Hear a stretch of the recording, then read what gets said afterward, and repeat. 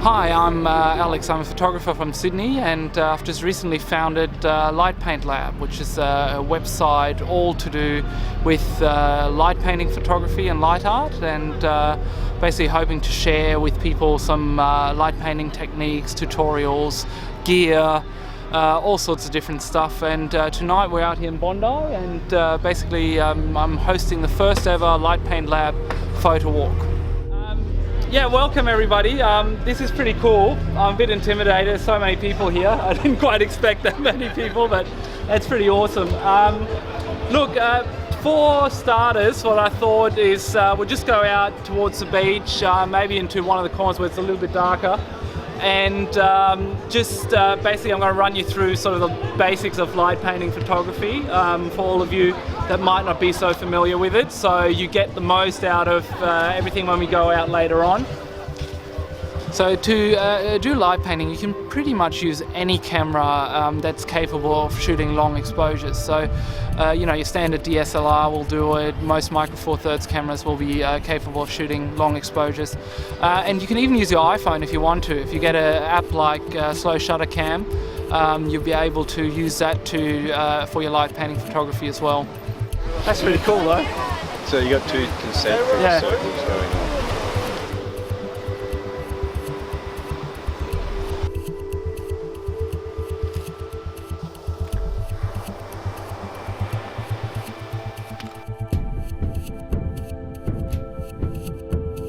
So the most common settings used to do your light paintings is usually, to start off with, shutter speed anywhere to upwards of 5 seconds usually is needed to get good results. You can have shorter exposures sometimes, but really to get the full effect of a light painting photograph, it needs to be over 5 seconds.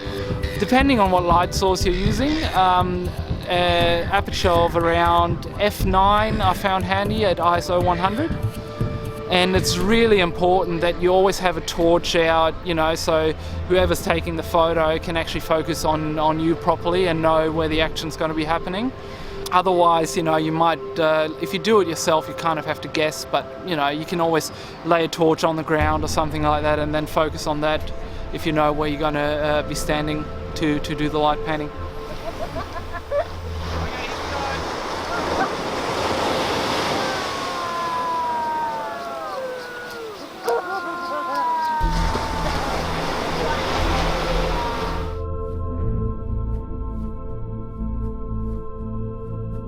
It's very important to keep the camera steady, so tripod's absolutely necessary.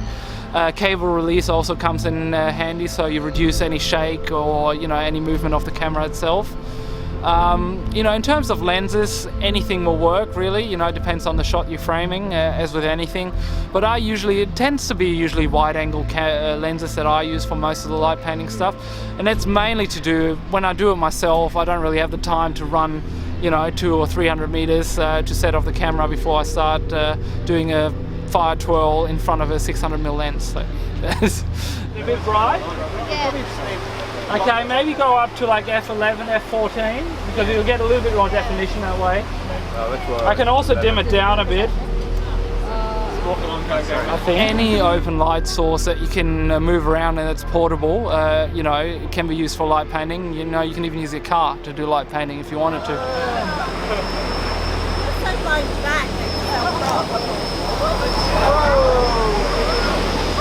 That is very cool. Oh yeah, look at that. That actually works.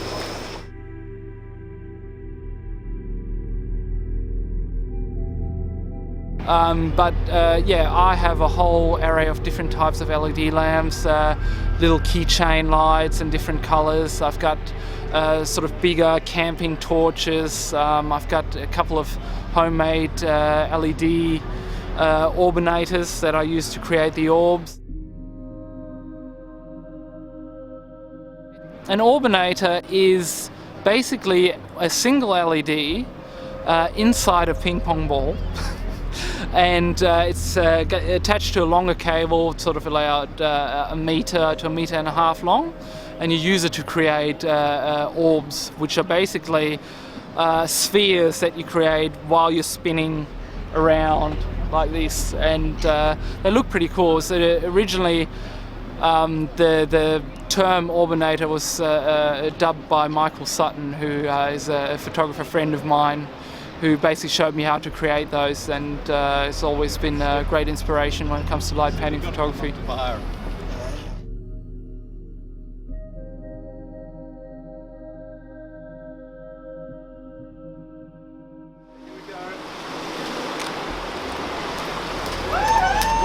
Nice one.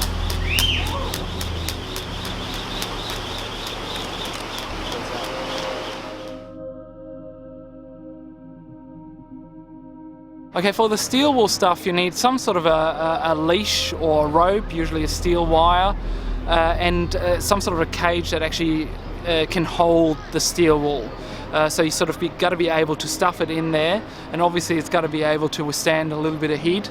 And what really helps is if you have a glove or something like that to hold the rope in, and then you can either use a lighter or a 9-volt battery to light the steel wool.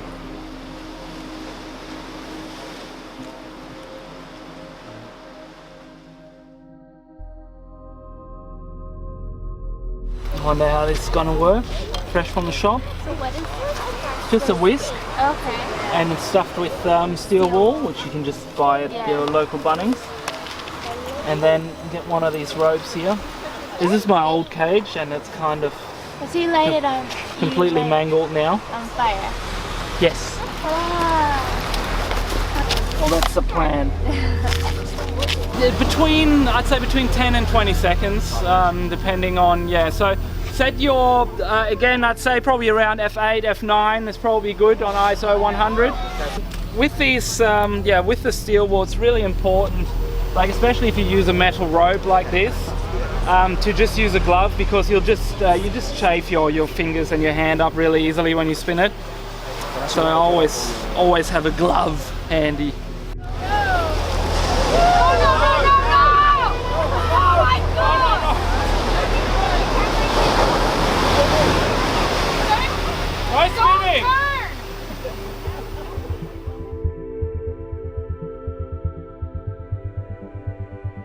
Everyone all right?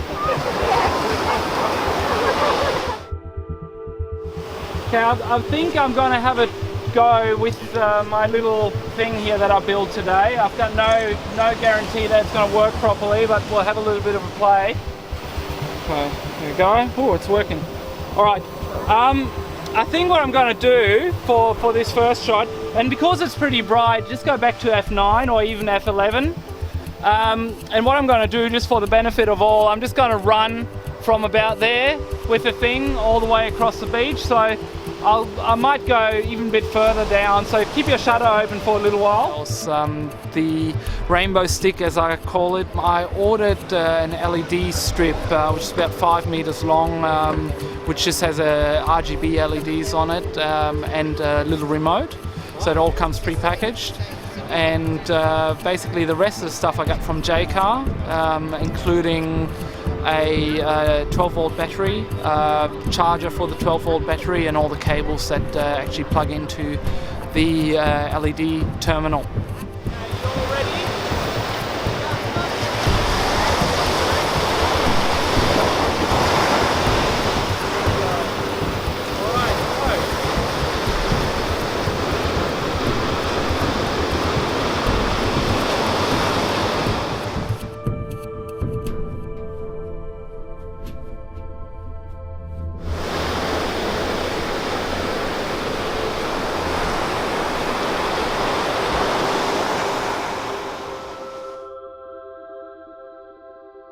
With you, that's the on and off button, or we can actually just have a quick look and maybe try a different one. It's got different modes. So this one here is very hectic, but it could be fun. See what happens with that, hey? That'll blind me.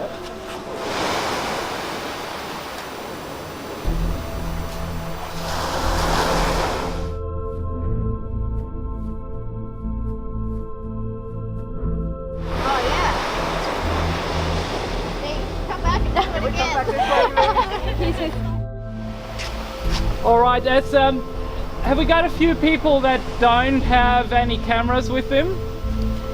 Because I was just thinking we could do a fun photo with the light stick here, and I'll sort of paint the background and you just stand in front of it. Yes. Yeah? You want to do that? Who wants to have a go at that? The more people, the better. 3, 2, 1, let's go move.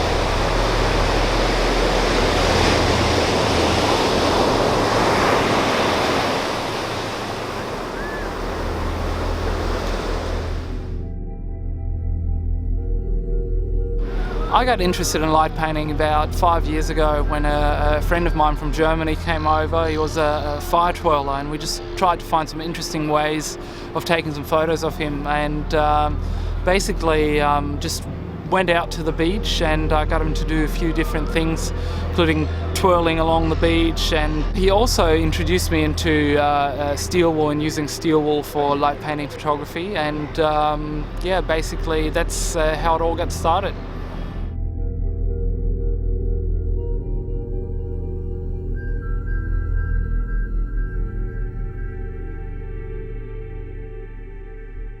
So what I love most about light painting, it's really combining two media genres. It's photography and painting sort of rolled into one, because you still usually get a nice background photograph. You know, it's always nice to do the light painting in context somewhere on a nice location, you know, so you actually get to see where it has been done.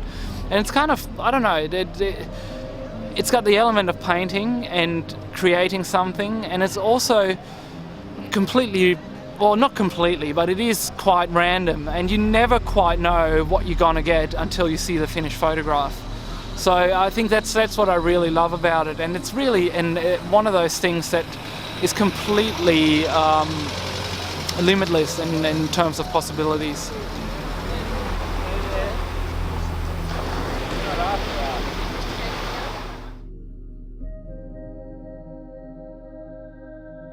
Alright, so people can find me, basically, you can either look up Alex Kess Photography, and you can find me on Facebook, Twitter, Instagram, 500 pics, you name it. But most recently, as I said, I've found a Light Paint Lab, and I've got a Facebook page for Light Paint Lab, I've got a Twitter account, and I've also got a Google Plus page for Light Paint Lab. So if you type in Light Paint and then space lab, you'll find me.